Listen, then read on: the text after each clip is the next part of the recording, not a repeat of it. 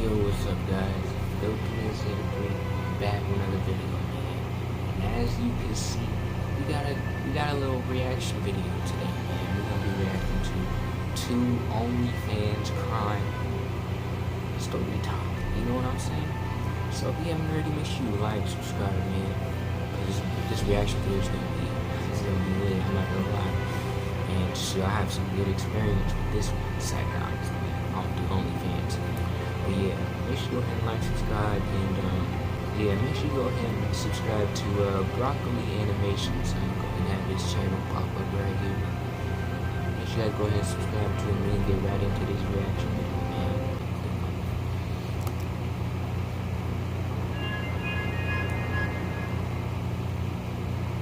Love. It's the most amazing feeling someone would ever experience in their lifetime. But it's only amazing when it comes from both partners.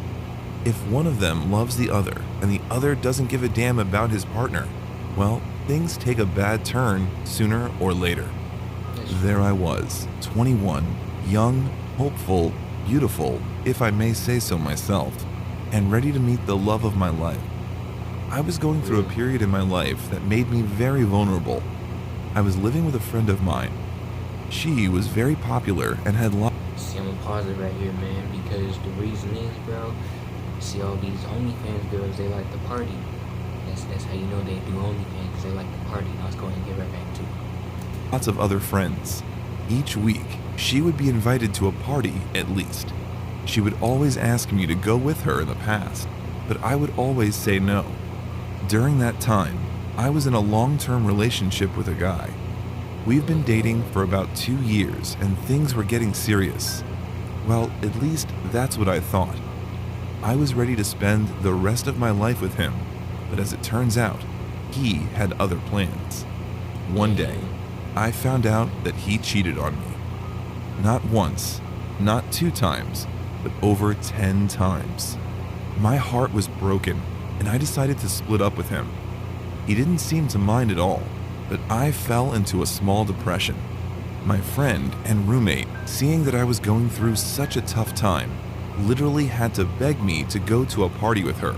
And finally, I said yes. See, bro, it's the friends, bro. It's the friends that be making you want to do things that you don't know. Like, you know what I'm saying? Like, I bet her friend got her into her OnlyFans, bro. Let's go ahead and see. Yes. Okay, I'll go. I mean, I'm a catch, right? Why shouldn't I go and have some fun? I told her. Absolutely, girl. There are going to be so many hot guys there, and they're all going to hit on you, she told me. Normally, the idea of some guys at a party hitting on me would disgust me, but in that moment, like I said before, I was going through a phase. I wanted to have fun, and I wanted attention. There's nothing wrong with that. So I dressed up, did my makeup, and there I was. Before I knew it, I was in the middle of that party. The music was loud. Yeah, have you guys ever been to a party before? If you have, comment down below. Everyone was having fun, and slowly but surely, I started to have fun also. After a couple of hours, I found myself with a guy. Alright, my bad. This is the last time I'm pausing, but look. If you see a man like that, just continue partying. You know? Just continue partying. Talking. We were outside so that we could hear each other better. We had so many things in common. And slowly, I fell in love. We started dating for about a month after, and things couldn't have gone better. He was perfect.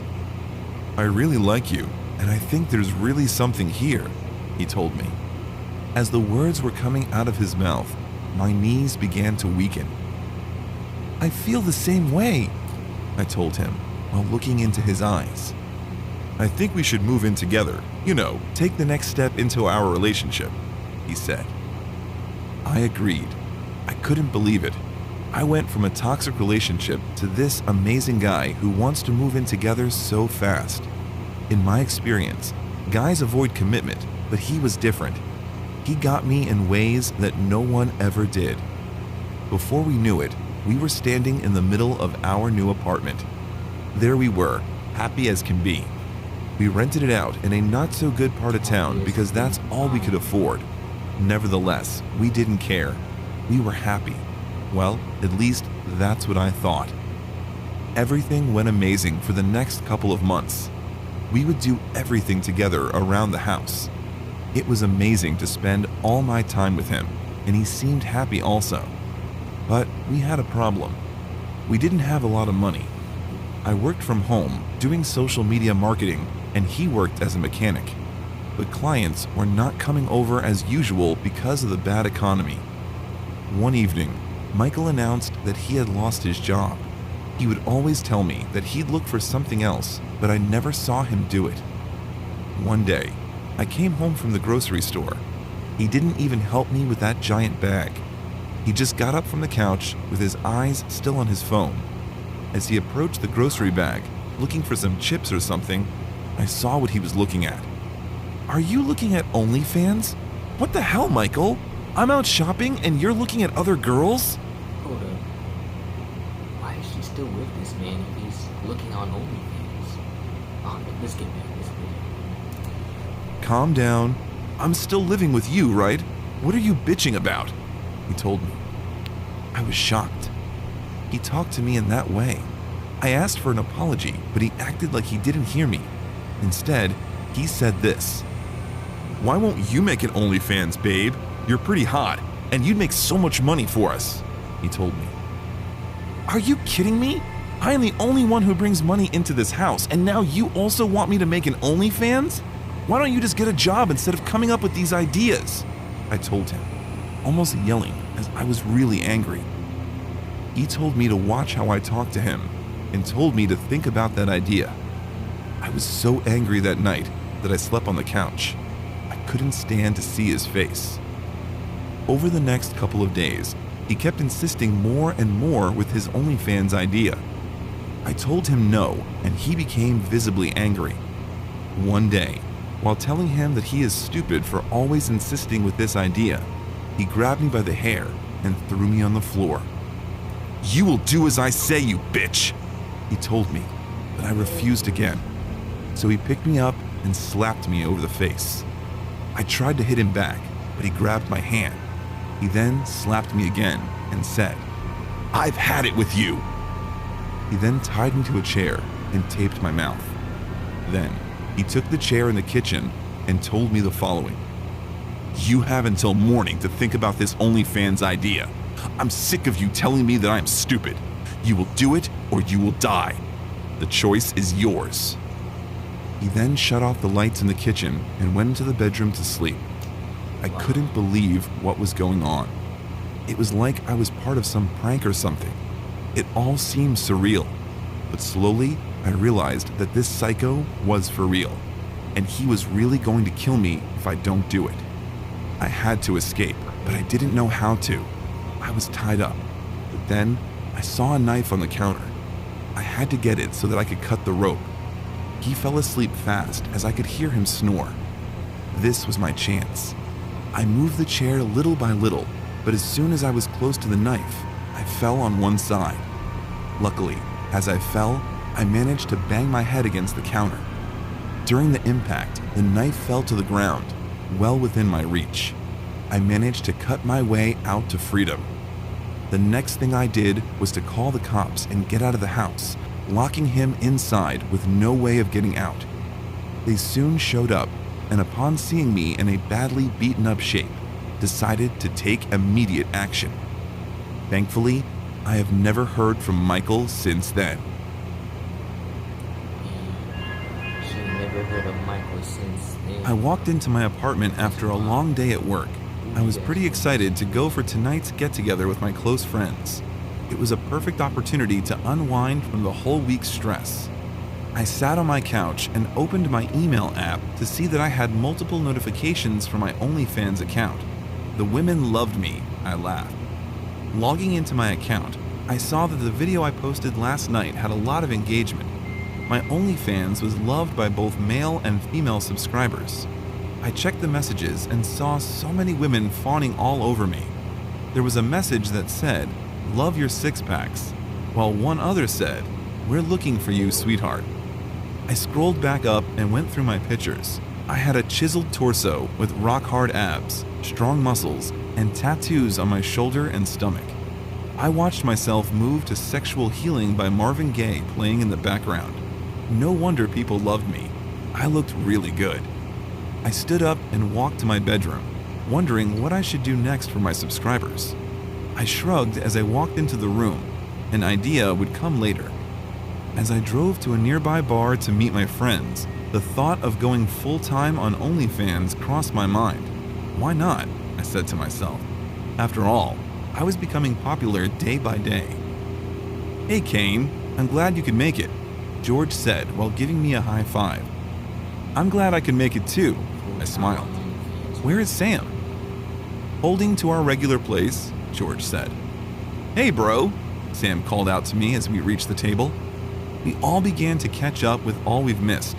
As the night went on, we kept doing our own thing. Looking around, I noticed two ladies staring at me intently, and I quickly moved my eyes away from them. Unable to shake off the feeling of being watched, I looked towards them again and saw them still staring at me intently while whispering. One of them finally noticed I was... Pause real quick. You see two ladies, man, what you doing, man? You saucing or you get that flossing, man? You know what I'm saying? I'm saucing, you know what I'm saying? But hey, let's go ahead and get back. Looking and smiled. I smiled back awkwardly and looked away. That was creepy. I resumed my conversation with Sam and George. I made sure not to get too drunk. I checked the time and saw that it was pretty late. I bid farewell to the guys and stood up to head out. I looked behind me to see the girls heading out too. Ignoring it, I got to my car and drove away. As I was about to drive into my garage, a car drove past me, and I saw one of the girls driving the car. I was right. Something was fishy. Those girls were stalking me. I had no idea why. Waking up to the sound of my alarm, I yawned, tired after last night's party. Another day at that terrible 9-to-5 workplace, I sighed. I didn't really like my job, but it paid the bills, so I had to put up with it. I tried to cheer myself up and walked into the bathroom to start my monotonous day. I walked into the office and said hi to Bailey as I walked past her cubicle. She was the secretary, but before I could leave, she called me back. Kane, you have visitors, she said. What visitors? I asked, confused. Two women came this morning asking for you. I told them to wait in the cafeteria. I headed towards the cafeteria. My face paled as I recognized one of them as the women who were stalking me. They smiled and waved at me. I really didn't know what to do. I simply wanted to run away from there. However, I sensed that it was my office place and things could escalate if I don't handle this situation maturely. The women told me that they simply loved me and wanted a private get-together with me. I told them that I was not interested and they could place their requests on my OnlyFans. No one says no to us, sweetheart. You will do as we say, said one of them, smilingly. Excuse me? Do you want a scene here? Isn't this the place you work at? Said the other girl. Scared, I agreed to their demand. They told me to get ready in the evening and would drop a message with the location. Do bring your A-game, champ. I returned home from work and sank into my couch. Those women knew where I lived, where I worked. If I don't go today, God knows what they will do, I thought. As I entered the hotel room, I saw that the girls were holding glasses of wine and were laughing. I was visibly nervous. Before I proceeded with the show, I asked them why they were doing all this. They laughed and told me that this was nothing new for them, but I was probably the most ripped they had until now. I then asked them whether they would stop bothering me after that night. To this, the girls let out a loud, sadistic laugh. They were totally having a good time. I excused myself to the washroom on the pretense of freshening up for the show. In reality, I was simply buying myself some time. As I waited inside, I could hear commotion outside. I opened the door just wide enough to let myself take a peek and heaved a sigh of relief. There they were, standing at the main door, two cops and my friend George. The girls were left completely shocked. They tried to portray themselves as innocent, but I had the complete recording on my phone. Earlier that evening, I had called up George and narrated him everything. He then told me to calm down and make conversation in the hotel room while keeping the phone recorder on. He told me not to worry and he would take care of the rest. The next day, George and I submitted the recording to the cops. Thankfully, I have never seen or heard from that troublemaker duo since then.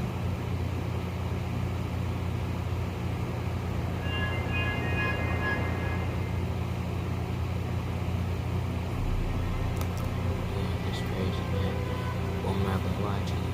What would you guys do in that situation? Because me personally, I would just want the plan. I'm not gonna lie to you because I just feel like it's not that big of a deal.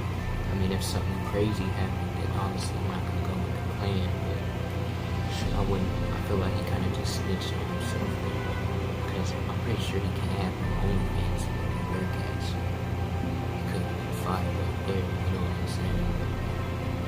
So yeah, the first story, shit, that bitch was crazy. I'm not gonna lie.